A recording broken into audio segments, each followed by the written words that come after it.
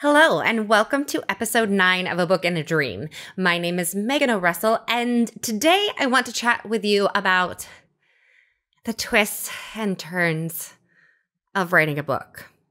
Now, when you're talking to authors, you'll usually hear them say I'm a plotter, I'm a pantser. For those of you who have never necessarily heard those terms before, a plotter is an author who will almost have a scene-by-scene breakdown. So it's insane. I've seen pictures of some of these walls. You should Google them.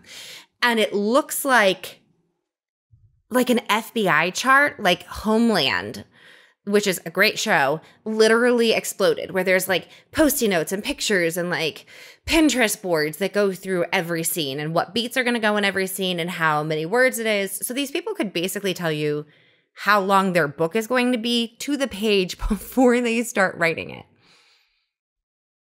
That has never been me.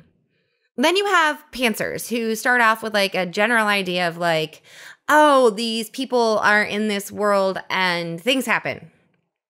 And they fly by the seat of their pants, hence the term pantsers. I've never managed to do that either. I have a weird sort of hybrid thing going on.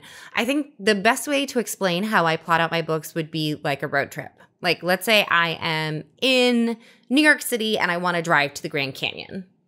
I know that I'm going to be in a car and I'm aiming for the Grand Canyon, and I sort of have some ideas of what I want to happen along the way. So I'd be I'm going to spend a night in Chicago, and then hopefully I'll make it all the way to Kansas City by the end of the second day, maybe check out Albuquerque. So I know the destination and I know some highlights along the way, but I don't have every pit stop planned. I don't know where I'm getting lunch, for example. So take the Girl of Glass series, for example. Don't worry, this is going to be spoiler-free. I think this is the hardest I'm going to have had to work yet to keep it spoiler-free, but I will. It's going to happen. So when I was writing the Girl of Glass series, I knew who Nola was. I knew who Jeremy was. I knew who Kieran was. I knew what obstacles we were going to have to get past. And I knew the moment that I wanted to end the book with. I knew what that picture was going to look like. And there were other things that I knew I wanted to have along the way, scenes that I really wanted to write, but I didn't have, CIA level Post-it notes about all of it. Now, I like writing this way. It works for me. I like the adventure of how am I going to get them to this point? I like the characters surprising me and making choices that I would not have predicted. I also like when readers tell me I see in reviews, for example, in the Anna of Brea series, I knew that I was really enjoying writing the character Finn. I did not realize that he was going to become a reader favorite quite so quickly. So I have given him a little bit more page time than I would have. There are some conversations that Anna needed to have, and if people really like Finn, then she can have that conversation with him, and it can be a little bit more comedic and snarky than it would have been if she had had it with someone else. That's great. If that's what you want to see, I am happy to do that, and I can because I know my trajectory, and making the choice to, have him have a beer with her instead of someone else isn't changing the trajectory of the book, but it's giving me a different moment to enjoy. And most of the time that works out really well for me. Sometimes it doesn't. Now, I think I've written 20 books. I think I might be over 20 books. I should run a count. I'll put it in the show notes. Check the notes and it'll say how many books I've written. I could probably make a complete list too. That would be an interesting one to do. We'll do an episode that is a complete list of all the things I've written. It'll be great. Anyway, so I've done this a lot. I've written a lot of books. And I was recently working on a scene in the Anna of Brea series. Now, I know how the series ends. I know the pit stops and general roadmap of how I need to get there. The problem comes with what happens if I tip my hand too soon. I love Easter eggs. I love dropping little snippets of information so that if someone were to reread the book, they would be like, oh, wow, I see that Nola did this in book 1 and now in book 4. Wow. I love doing that. But you have to be so careful to not tip your hand too soon. And I was working on a scene in N.A. of Ibrea and, I tipped my hand too soon. I was giving too much away. It was going to pull focus from other things that needed to happen. It was going to allow them too much time to like sit in the tragedy before like the tragedy came. And so I had to go back and cut it. But not really cut it because other things that were going on had to happen. So it was sort of the epitome of killing your darlings. Like it was good, you guys. It was going to be a really good scene.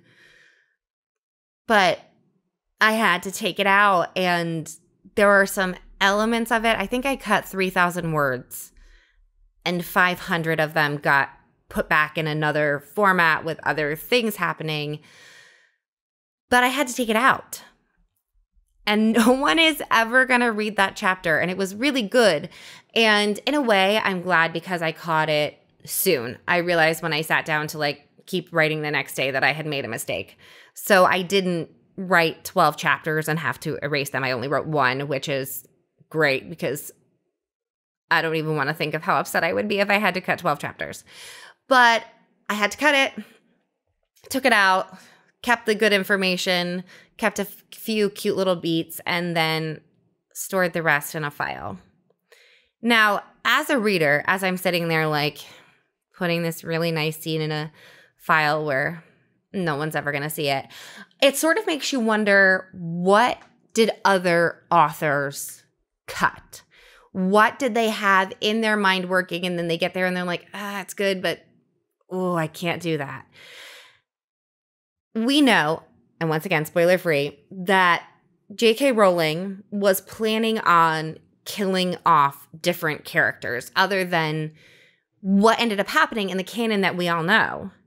And so it would be intriguing to see, did she actually write those scenes? How did it come out? What would that experience be like that we never got to have because she said, that's not going to work. I can't do that. Or in her case, I can't emotionally handle, killing these characters.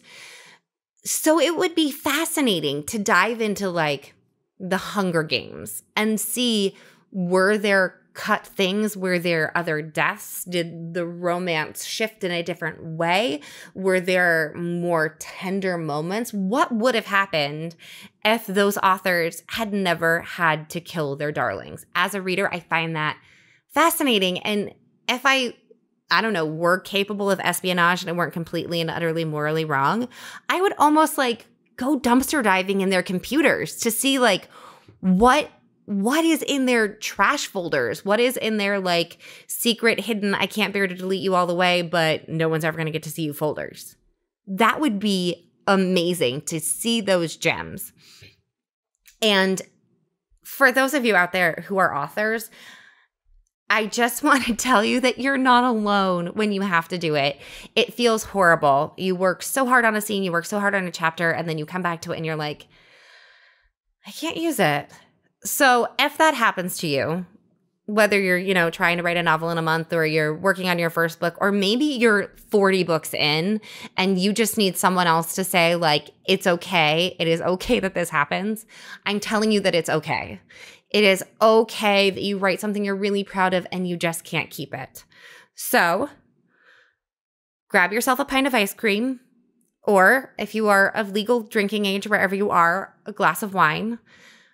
Sit down and mourn for the scene that will never be read, and then tuck it away in a file where future generations can wonder what exactly was in it, and move on and rewrite it the way that it needs to be for the good of the book, because those painful little trims are what is going to help your book shine and what is going to keep your plot flowing and coherent. So take a moment, be disappointed, drink your glass of wine or apple juice, whatever suits you, and then move on because you have to, no matter how badly it hurts.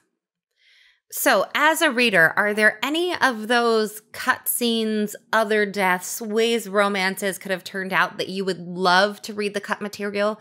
Or are you happy living behind the veil of what is canon and you don't want to know what the other possibilities could have been? If you are an author, if you're a writer, have you ever had to cut whole chapters, scenes, characters? Please commiserate with me. So give me a shout out in the comments. Reach out to me on Facebook, Instagram, Twitter, all those wonderful things. Let me know if you would like to look behind the veil. And let me know if you've been the one to lower the veil and change things before. And don't forget to like and subscribe on whatever your preferred platform is. And I'm going to keep plugging away at rewriting those scenes and getting everything in the nice order for the road trip that I'm taking to the end of the Anna Evilbrea series. And I will see y'all next time. Bye.